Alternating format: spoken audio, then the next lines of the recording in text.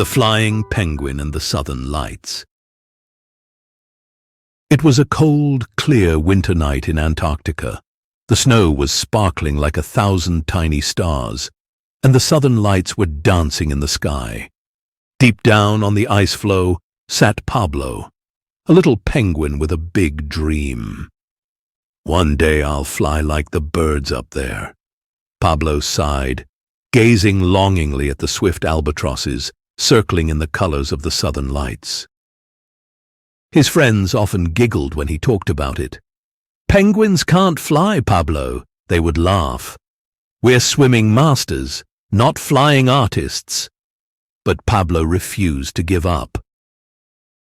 That night he decided to explore the gleaming white landscape, hoping to find a way to make his dream come true.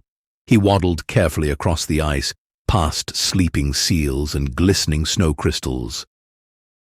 After a while, Pablo reached a steep cliff that towered high above the vast icy sea. He waddled cautiously closer and spotted a large petrel perched on a ledge. Its black plumage shimmered in the moonlight, and its long wings were gracefully folded. "Who is it?" the petrel croaked, raising its head. Its piercing but friendly eyes looked curiously at Pablo. "Sorry, Mr. Petrel," Pablo said shyly. "I didn't mean to disturb you, but I have a big dream.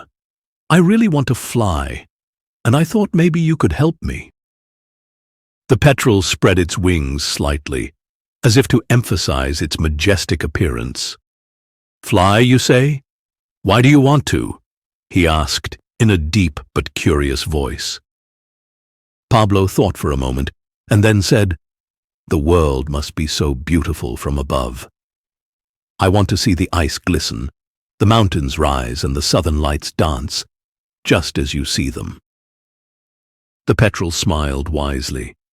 "That is a noble wish, but not every dream comes true as you imagine. Perhaps there are other ways to expand your world. Come with me, little penguin. We'll see what we can do." The petrel spreads its mighty wings. "Climb on my back. I'll show you what the world looks like from the air."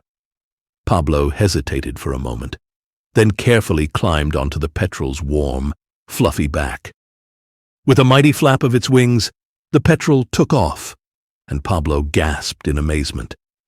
The wind whipped around him, and the icy landscape below him shrank. "This is incredible!" he exclaimed.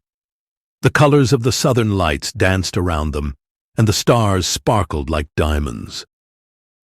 "The world is full of wonders, little penguin," said the petrel. "But there's more to see than what your eyes can see. I will take you to a special place." They flew over icebergs and canyons until they landed in a remote place.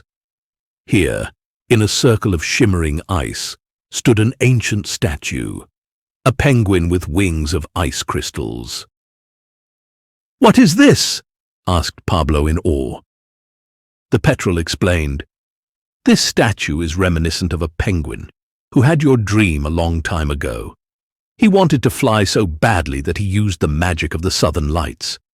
But while he was flying, he realized that he was losing the most important thing, his ability to swim with his friends and enjoy his home.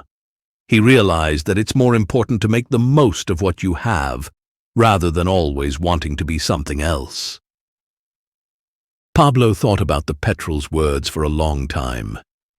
Then he said quietly, "I like swimming and playing with my friends.